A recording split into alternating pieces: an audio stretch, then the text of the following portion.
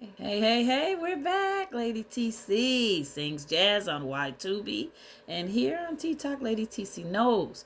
Okay, so we're covering now, and you see the W on my hand means Holy Watcher, and that is in regards to us chosen ones. There's also other marks put there by God that you could represent this, calling it the M, which could mean Holy Messenger. And then people also have different signs and symbols and markings on their body, which could be crescent moons on your hands. And then I talk and cover all this stuff in my series. So the chosen one series is over 100 videos, not excessively, but just a little bit over 100 videos, but they're all 10 minutes each. So if you go check it out, my page on YT, my YouTube handle is also in my profile, and it's going to be in the comments here too. But yeah, you should go over and check it out. It begins the very first of the series on November 30th 2024, when I had my great awakening. It was blue supermoon from the Tyson fight that I did my intentions for the very first time. And when I woke up a couple days later, all of a sudden the Holy Spirit covered me, and I was writing, and that's when I started the series, and it's taken off, and it's doing so well over there on YT. I've had some difficulties going back and forth with here on this site, plus the changes here has going under, so I'm not very eager to put hundreds of videos back up on here. So that's why I refer everyone over there. And we know we're all feeling a little strangely about the new algorithm and all sorts of things that are transpiring. So, but this is my little angel girl, because as you know, holy watchers are angels. And I discussed that in full detail as well. So, if you have been called here to this page, it's by no accident. The Holy Father has sent you here. And you have a great purpose over your life.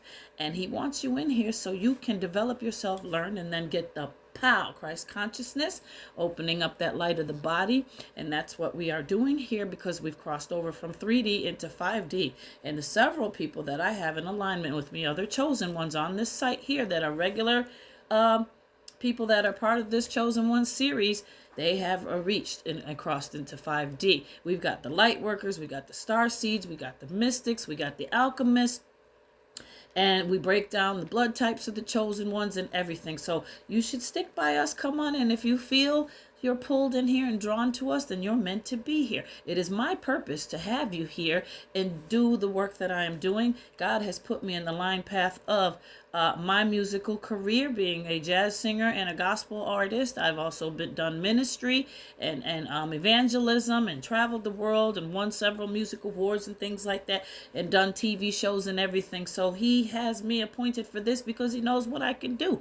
And I am more than happy to fulfill my purposes for the Most High. I've had 2 near-death experiences, just telling you a little bit about me. But everything and all my testimonies are over there on YT. If you need to see more and get involved in our Chosen Ones project, we have plans, and we are making plans to come together in unison. And we have great plans for the future regarding all this, and sticking together and helping other ones that may get left behind. So join with us and get into all of this and be on your way with all the techniques and tools you'll need that will aid you in this shift right now that's going on from 3D into 5D. And it is continuing to go on. So come on with us. All right. So what I've been talking about is shadow work and how it is in comparison to spiritual work.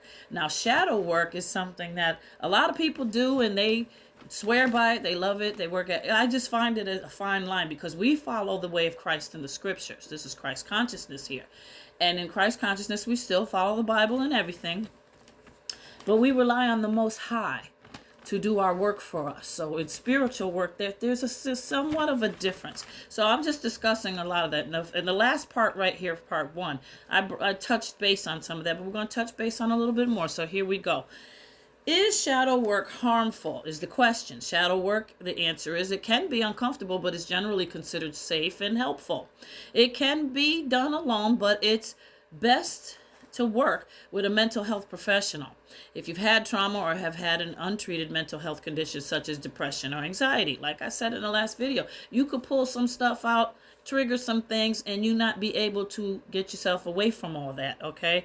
So that's my concern when it comes to that. So that's where the fine line becomes whether it's evil or not. And I talked about demonic possession and having a shadow attached to you that some psychic people can see. I'm a gifted seer, but many people can see that. And when they see that, they recognize that it's a demonic entity that's attached to you. So, should you play with it or not? I can't be the one to tell you. All right. Now, Carl Jung, I talked about him. He is the one that came up with this concept and he coined the phrase shadow work. So we talk about how you can practice it and all that stuff. I don't want to get really into that because I don't have much to do with it. Much of the questions pull and tug on you, trying to get you to confront your, let's just say, demons, your triggers, and things that hurt you, harm you, make you feel uncomfortable. They believe, the people that do shadow work, is you have to confront all that in order to get it gone. Now, in spiritual work, we confront it to release it, and releasing intentions, which is doing a lot of journaling with the help of the Almighty and praying with the prayer of protection covering you, Psalms 91, Psalms 121, and Psalm 23, the Lord is my shepherd. So, let's see what we have here. How does it, is it against Christianity? It says it complements Christian principles. And I wouldn't call myself a Christian. I follow Christ. So I guess you can say I'm Christian. But I don't like saying I follow Christianity, because Christianity, being the title that it's been given and the people that control it, means you're like part of that. And I am non-denominational. I follow the Most High. I follow Yahushua, Amashiach, and Yahuwah. And so I don't like labeling myself, but I do believe in the Amashiach, which does mean Christ Messiah.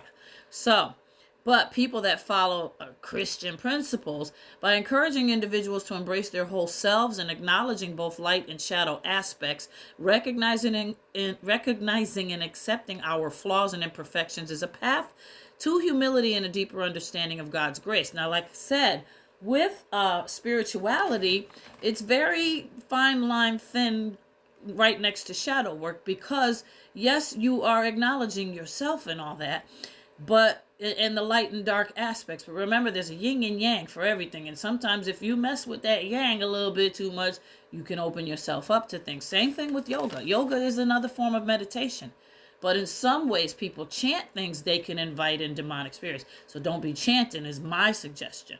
But recognizing, accepting your flaws and imperfections, and the path to humility, yes, that is great. And that is in God's grace that you're aligning with the Most High to do that. But encouraging, pulling out some really deep-seated stuff that triggers you and upsets you, that can invite in that entity. So that's what I was talking about. So trauma can sometimes trigger new negative reactions, and closing up and shutting down, revisiting pain and ugly past. It's no easy feat. Seeking that forgiveness of self is what's the key here. In yourself, okay, what is believed here is that you have many parts to yourself. You know how they talk about multiple spirits. I think I did talk about this a little bit before. It's called internal dissonance. Now, I'm not saying you have a multiple personality. That's what psychiatry and the fields of medicine like to label such things. Don't label yourself anything, but just know that you come with several parts of you. Think about this. I'm a musician. Okay, so I've had several mentor and influences, musical geniuses that haven't greatly impacted my life. And it's evident when you hear my music. Many people say, well, you're like Tina Marie. But I'm not just from Tina Marie. I got Natalie Cole inside me, Billie Holiday inside me, a woman named Corey Day from Dr. Buzzard's original Savannah band. I grew up on Betty Carter. I grew up on Dizzy Gillespie. I grew up on all that stuff, okay? The emotions. I mean, you can name so many. Shaka Khan. They're all pieces and parts of them have contributed to who I become when I have my own music career, and I am, I relay it to the world as it opposes to me. I am a compilation of all those things. And in saying that, so are you. You have several compilations of you that are inside you. Everything that you've ever learned all became a piece and part of you, and it helped create who you are today. How you speak, how you walk, how you talk, how you dress, what you like, things like that. So you do have characters. And the creator inside you, the protector one, is the one that usually speaks for you. And that one is very sharp-minded. And sometimes it's very guardian over you, but it won't. Sometimes it also is attached with a spirit that won't let nothing near you involving those triggers and stuff. There's a hard worker in you, and active, but the negative side, that's why I don't like messing with shadow work, because it can invite things in that aspect too. You don't have to be perfect is what you need to understand to evolve. Accept who you are. Self acceptance is key in everything, and God loves